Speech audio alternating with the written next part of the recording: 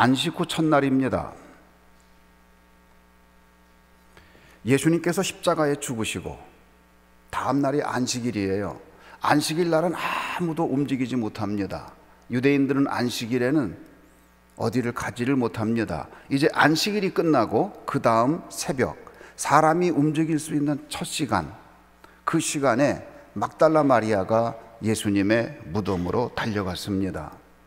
막달라 마리아에게는 예수님밖에 없었어요. 그래서 그 사랑이 막달라 마리아를 강권하여서 무덤으로 달려가게 했습니다.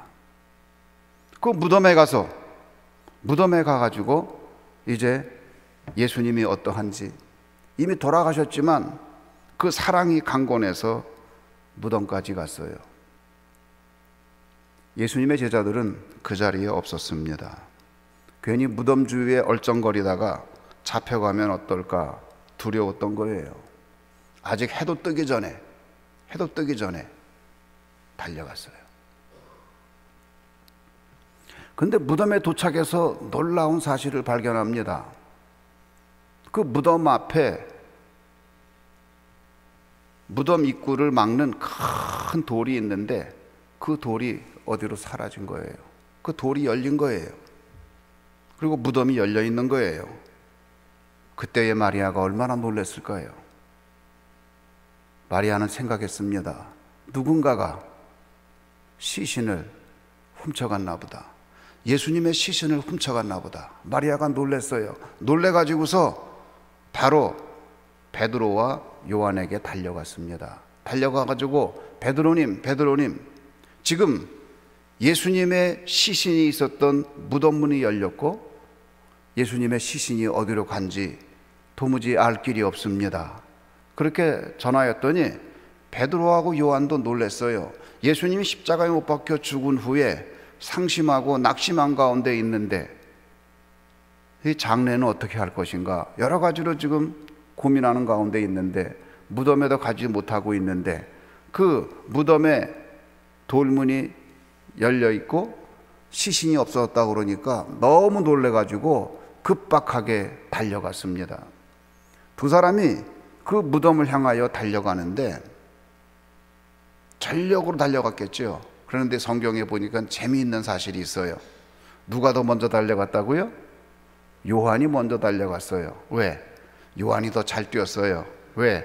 요한이 조금 더 젊었어요. 그게 좀 젊었으니까 젊은 사람이 좀 빨리 뛰어간 거예요.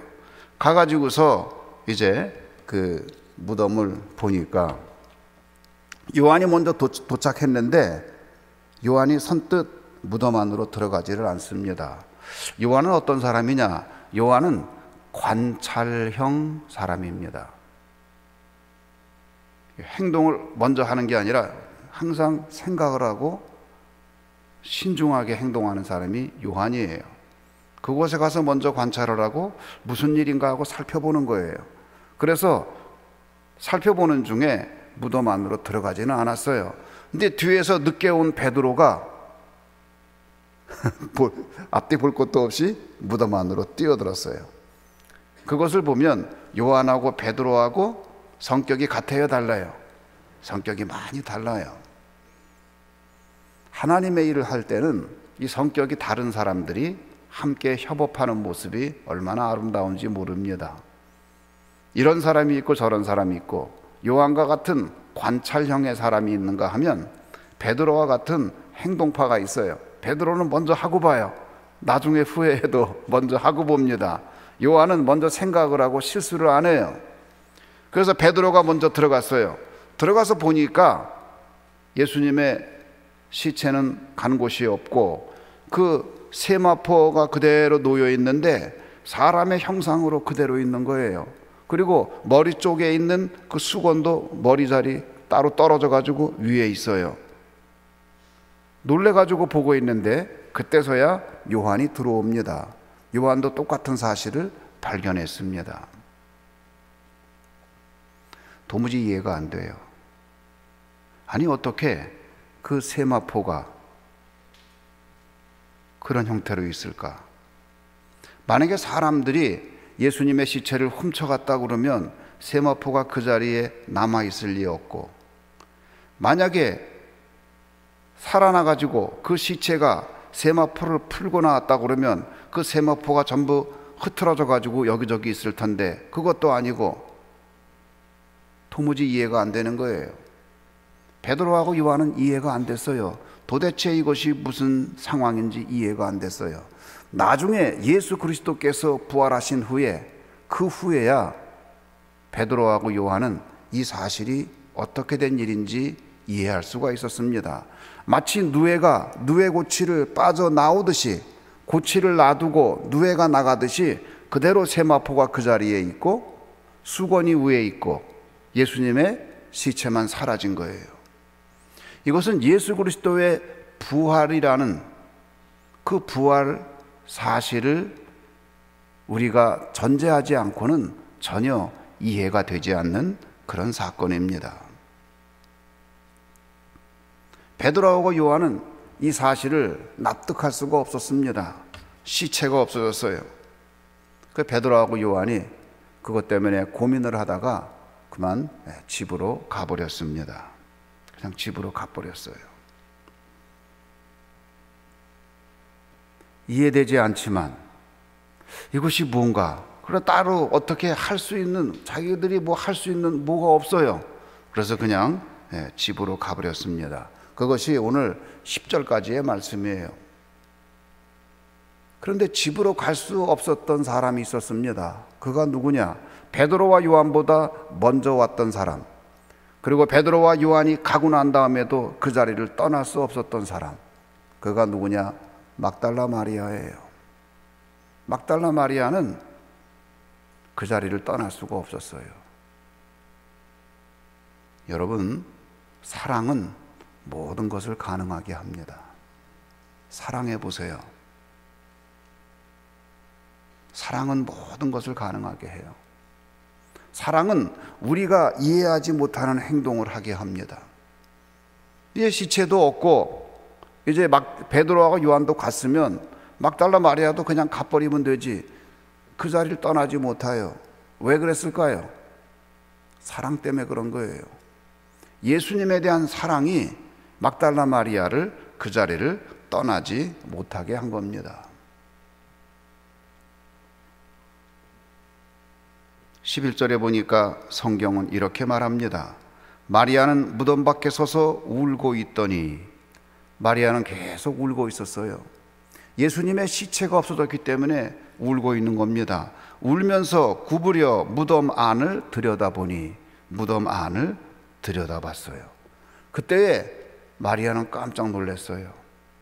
무덤 안에 예수님이 누웠던 머리편에 천사가 앉아 있고, 무덤 안에 예수님이 누웠던 자리에 발편에 천사가 앉아 있는 것을 발견했습니다. 머리편에 천사가 앉아 있고 발편에 천사가 앉아 있어요. 아니, 조금 전에는 그 천사가 있는 것을 보지 못했는데 갑자기 지금 천사가 보인 것을 알 수 있습니다. 어떻게 된 일이죠? 어떻게 된 일일까요? 천사는 그 자리에 있었어요. 단지 보지 못한 것뿐이에요. 시체에 대해서 염려하고 시신에 대해서 염려하고 거기에 빠져 있을 때에 아무것도 안 보이는 거예요. 사랑하는 성도 여러분, 우리가 슬픔 가운데 빠져 있을 때에 천사가 우리 주위에 있는 줄 믿으시기를 주의 이름으로 축원합니다. 천군과 천사가 우리와 함께 예배드리는 거예요. 그래서 누가복음 2장 13절은 이렇게 증거합니다. 호련히 수많은 천군이 그 천사들과 함께 하나님을 찬송하여 이르되, 천군 천사가 함께 찬송하는 거예요. 여러분, 천사가 옆에 있어도 우리가 보지 못하는 것뿐입니다. 예수님의 머리편에 예수님의 발편에 천사가 있었으나 베드로도 보지 못하고 요한도 보지 못하고, 아니 조금 전에 막달라 마리아도 그 천사를 보지 못했어요. 그러나 천사가 그 자리에 있었어요. 예수님이 기도할 때에 예수님 혼자 기도했을까요? 제자들은 기도하지 않았어요. 근데 그때 같이 기도한 분이 있어요. 누군지 아세요? 천사가 함께 기도한 줄 믿으시기 바랍니다.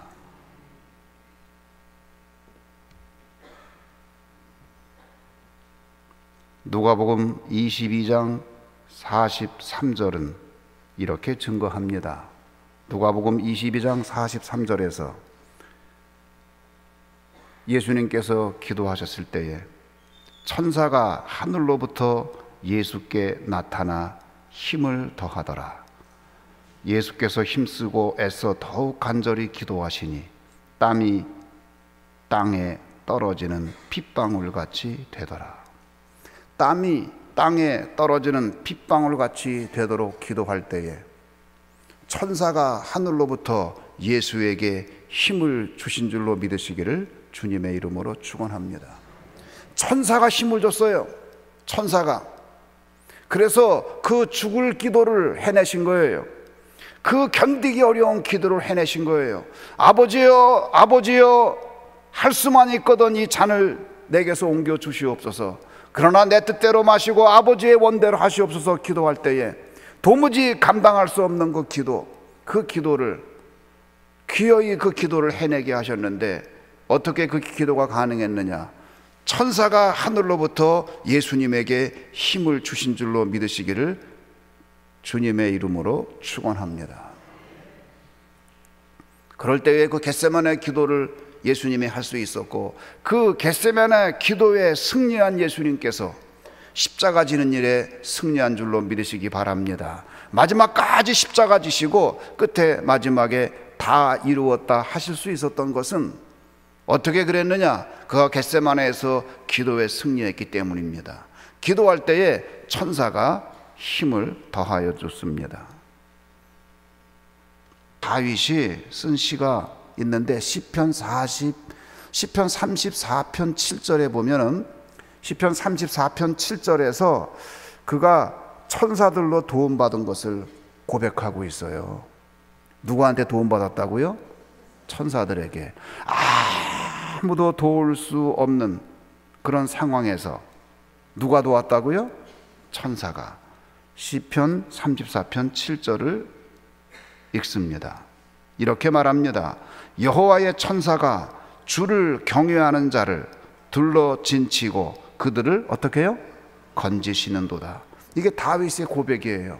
여러분이 하나님을 섬기면서 하나님 앞에 온전히 충성하는데도 불구하고 주위에 도움의 손길이 없을 때에, 여러분이 극심하게 외로울 때에, 여러분이 너무 힘들 때에, 그때에 하나님의 천사가 주님을 경외하는 자를 둘러서 지인을 치고 도우시는 줄로 믿으시기를 주님의 이름으로 축원합니다.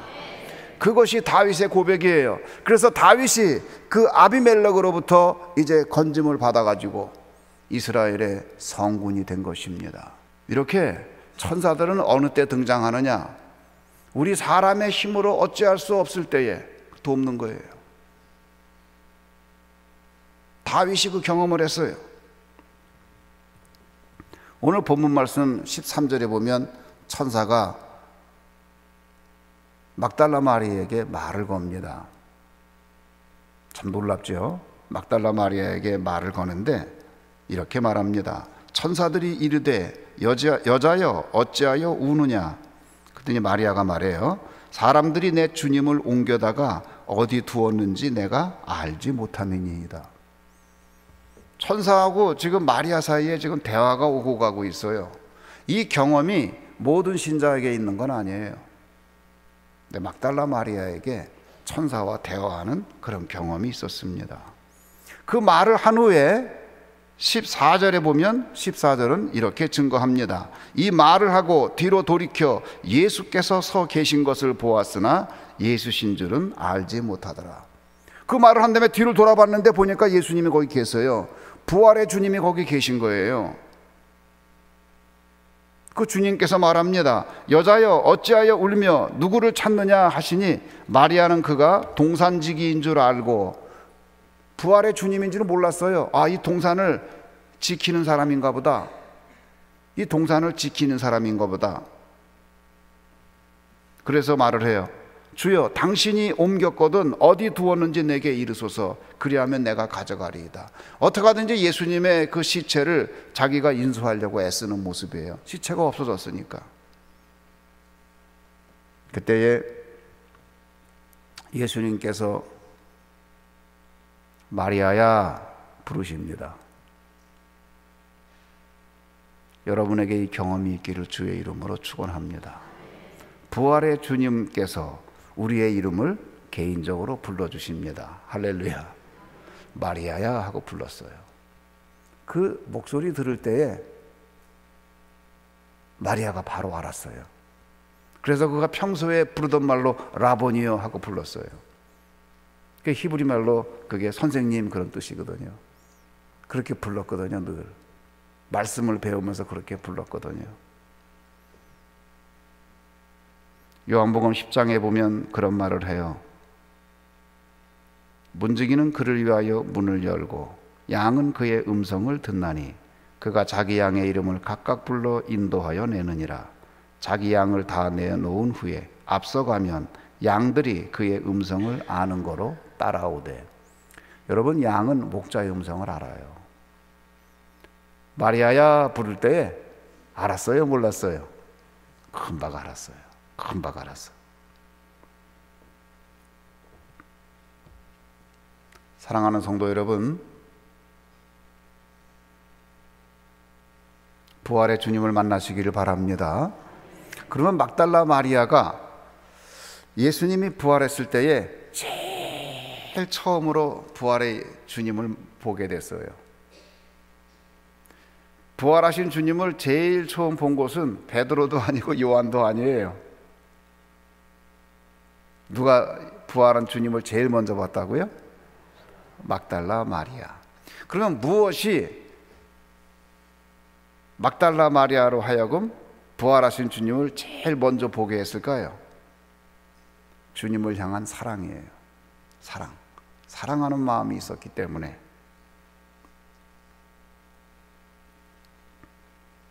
사랑하는 성도 여러분, 막달라 마리아는 슬픔 가운데 있었습니다. 슬픔 가운데 있었어요. 그런데 그 마리아 옆에 부활의 주님이 계셨어요. 슬픔 속에 빠져 있을 때에 부활의 주님을 알아보지 못했어요. 그러나 부활의 주님은 막달라 마리아 옆에 있었습니다. 예수님의 두 제자가 예수님이 십자가에서 죽으신 후에 실망하고 낙담하여서 엠마오로 내려가고 있었습니다. 근데 그때에 내려가기 전에 소문을 들었어요. 막달라 마리아하고 여자들이 부활한 주님을 만났고 또 그 제자들도 부활한 주님을 만났다는 이야기를 듣긴 들었어요. 그렇지만 그런 게 어디 있어 그러고 실망해가지고 자기 고향으로 내려가려고 엠마오로 가고 있었습니다. 그 옆에 부활하신 주님이 함께 걸어갔어요. 그런데 그 제자들은 부활의 주님을 알아봤나요? 알아보지 못했나요? 알아보지 못했어요. 여러분이 슬픔 가운데 있을 때에, 낭만 가운데 있을 때에 여러분 옆에 부활의 주님이 있는 것을 믿으시기를 주님의 이름으로 축원합니다. 단지 내가 보지 못할 뿐이에요. 부활의 주님이 바로 옆에 있어요. 막달라 마리아가 너무 반가워가지고 예수님을 붙잡으려고 그랬어요. 그랬더니 예수님이 나한테 매달리지 말아라. 주님 말씀했습니다. 그리고 가서 내 형제들에게 가서 알려라. 그래서 막달라 마리아가 제자들에게 다시 가가지고 베드로하고 요한한테 내가 부활의 주님을 만났다고 그 사실을 증거하는 첫 번째 부활의 증인이 되었습니다. 얼마나 큰 영광이에요? 첫 번째 부활의 증인이 되었는데 이 영광은 아무에게나 오지 않습니다. 당시에 많은 제자가 있었고 또 예수님에게 교육받은 많은 제자들이 있었지만은 그 영광은 누구에게 갔느냐? 막달라 마리아에게 갔어요. 왜? 막달라 마리아는 7 귀신 들렸던 여자인데 예수님을 만나서 새로운 인생을 찾은 여자예요. 그 예수님 너무 감사하고 고마워서, 나에게 새로운 인생을 준 그 예수님이 너무 고마워서 예수님을 그렇게 깊이 사랑했어요. 예수님을 사랑하다 보니까 혹시 무덤에 갔다가 무덤을 지키는 로마 군병에게 잡히면은 나도 죽임을 당하지 않을까, 사람들이 두렵고 무서워서 무덤 주위에 가지도 못할 때에 그 새벽 미명에 예수님의 무덤으로 달려간 거예요. 사랑은 강하여서 아무도 막지 못했어요. 가보니까 로마의 군병도 없고 무덤을 지키는 사람도 없고 무덤 문은 열렸고 비어있고 그리고 예수님의 시체도 없어요. 마리아는 낭망했지만 사실 예수님은 부활하신 겁니다. 할렐루야. 여러분도 살면서 이런 경험을 하면 얼마나 좋을까요? 가서 보니까 무덤은 열렸고 시체도 없어졌고 도무지 내가 어떻게 할지 모르고 너무 슬프고 문제를 해결할 길이 없는데 이미 옆에 예수님이 부활해서 내 옆에 서 계신다는 사실, 그리고 그분이 나에게 마리아야 하고 부르실 때에 여러분 인생에 그런 경험이 있길 바랍니다. 여러분이 낭망에 있고 여러분이 슬픔 가운데 있는 그때에 나에게 아무 힘이 없고 희망이 없다고 생각한 그 자리에 바로 옆에 부활의 주님이 계셔서 마리아야 하고 부르시는데, 여러분을 그렇게 부르시는 것을 경험하시기를 간절히 소원합니다. 근데 여러분 아세요? 그 부활의 주님께서 여러분에게 오셔서 계속 문을 두드리고 계신 거 아세요? 볼지어다 내가 문 밖에 서서 두드리노니 누구든지 문을 열면 내가 그에게로 들어가 그와 더불어 먹고 그는 나와 더불어 먹으리라. 할렐루야. 그 부활의 주님께서 지금 우리 옆에 계셔서 문을 두드리고 있어요. 문 닫아놓고 혼자 슬퍼하고 있는 사람 혹시 없습니까? 문 걸어 잠그고 고통 가운데 있는 사람 없습니까? 문 걸어 잠그고 격리된 채 외로운 가운데 있는 사람 없습니까? 부활의 주님께서 문을 두드립니다. 문을 여시고 주님과 함께 교제해 보세요. 주님이 원하는 게 뭐예요? 내가 그에게로 들어가 그로 더불어 먹고 그가 나와 함께 먹으리라. 함께 식사하시겠다는 거예요. 아주 가까운 친밀한 교제를 예수님이 원하고 있어요. 여러분이 예수님하고 친밀한 교제를 나누신다면 여러분의 모든 문제가 이미 해결되는 줄로 믿으시기를 주의 이름으로 축원합니다.